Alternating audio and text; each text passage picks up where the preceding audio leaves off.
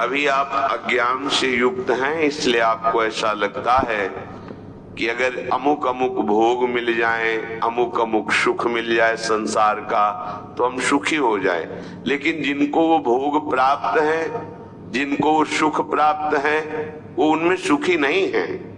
मान लीजिए, कई बार सत्संग में सुनाया है बात, ये बात इसीलिए सुना रहे हैं कि आप तो अल्प भोगों के स्वामित्व को धारण करते हैं। मेरे पास इतना रुपया, इतनी जमीन, इतना। चक्रवर्ती सम्राट महाराज भर्तृहरि जब युवावस्था को प्राप्त हुए तो युवावस्था में सबके हृदय में भोगाकर्षण होता है, सबको अच्छा लगता है। सुंदर पति हो, सुंदर पत्नी हो, सुंदर महल हो, खूब भोग सामग्री हो, हमारी आज्ञा पालन करने वाले सेवक हो, आदि आदि। जितना तुम सोच सकते हो उससे बहुत अधिक महाराज भर्तृहरि जी के पास था, क्योंकि चक्रवर्ती उसे ही कहते हैं। भूमंडल में एक छत्र राज, जहां से सूर्य उदय होता है और जहां सूर्य अस्ताचल को जाते हैं, वहां तक उनका एक छत्र स्वामित्व। छोटे भाई विक्रमादित्य महान बलशाली, महान बुद्धिमान, कुछ कमी नहीं। यौवन अवस्था का आवेश, बार बार मन भोगों की तरफ, इंद्रियां भोगों की तरफ, क्योंकि इनका प्रमथन स्वभाव है।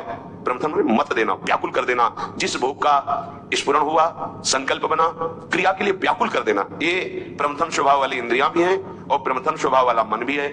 जब तक प्रभु का आश्रय नहीं है, तब तक इस व्याकुलता को कोई सह नहीं सकता। इसी व्याकुलता के वश में आके थोड़ी गलती हो जाती है, जीवन भर जेल भोगते हैं, पाप बन जाता है, शरीर असाध्य रोगों से ग्रसित हो जाता है, कोई पूछता भी नहीं। बस इन्हीं इंद्रियों की प्रमथन स्वभाव से दुर्गति होती है। इसको जो सह जाए वही भगवान का निज जन कहलाता है। यम ही न व्यत्यन्त्यते पुरुषम पुरुषर्षभ। जो इन इंद्रियों के प्रमथन स्वभाव वाले व्याकुलता, विषय आकर्षण को सह गया, वही परम पद का अधिकारी होता है। यम ही न व्यत्यन्त्यते पुरुषम पुरुषर्षभ सम दुखा सुखाधीरम स्वमृतत्वाय कल्पते। वही अमृत पद का अधिकारी अर्थात परम पद का अधिकारी अर्थात अविनाशी सच्चिदानंद प्रभु के नित्य सानिध्य को प्राप्त होता है। जो इंद्रिय जन्य भोगों की व्याकुलता को सह जाए, पर वो वही सह सकता है जिसने परम सामर्थ्यशाली भगवान श्री हरि के नाम का आश्रय लिया है। भर्तृहरि जी के हृदय में स्त्री के प्रति आकर्षण पैदा हुआ, सर्व सामर्थ्यशाली थे, आदेश किया। कई बार सुनाया है, पर ये बार बार सुनकर कम से कम समझ में तो आ जाए। विश्व की सबसे सुंदर राजकुमारी को हमारे पास पत्नी के रूप में वर्ण करने के लिए लाया जाए। कौन नहीं चाहेगा ऐसे सम्राट, ऐसे सुंदर वैभवशाली राजा को अपना पति बनाना। एक पिंगला नाम की बहुत सुंदरी युवती को वर्ण किया भर्तृहरि जी ने, और मन में विचारा कि आखिरकार भोगों में क्या सुख, इसके लिए मुझे एकांत चाहिए। विक्रमादित्य से कहा, आप राज्य शासन को संभालिए जब तक हम अनुभव नहीं कर लेते। महल में किसी भी तरह की राज दरबार की बात लेकर कोई ना आवे, मुझे स्वतंत्र छोड़ दिया जाए। राजाज्ञा, संपूर्ण भोगों की बाहुल्यता महल में। क्या कभी आग में धीरे धीरे घी डालने से आग शांत होती है क्या? ऐसे ही भोगों को भोगने से कभी कामाग्नि शांत थोड़ी होती है, और भड़कती है। अगर सुख हो तो विश्राम मिल जाए।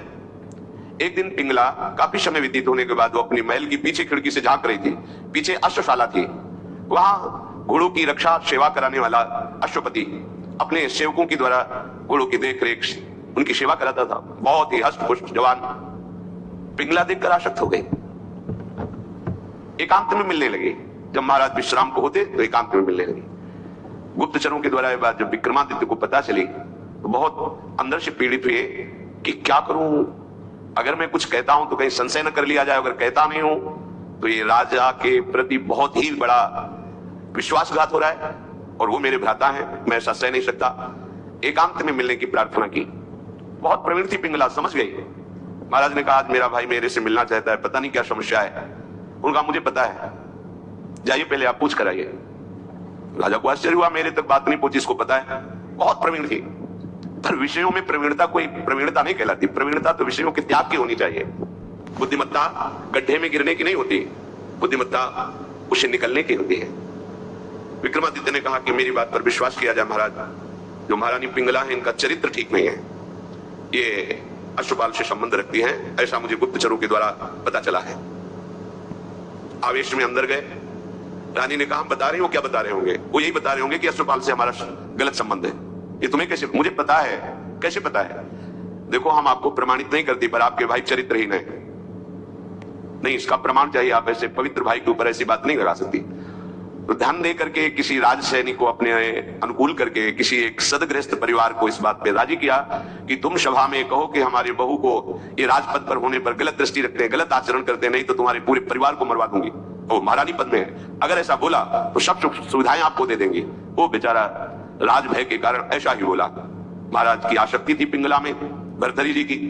उन्होंने बिना कुछ विचारे पिंगला की सलाह से और वो प्रमाण सदगृहस्थ जो बोला उससे उन्होंने विक्रमादित्य का राज निष्कासन आदेश कर इन्हें राज्य से बाहर कर दिया जाए, कभी हमारे सामने ना आए, हमारा ऐसा धर्महीन भाई नहीं हो सकता। विक्रमादित्य ने समझाने की कोशिश की लेकिन उनको समझ में नहीं आया।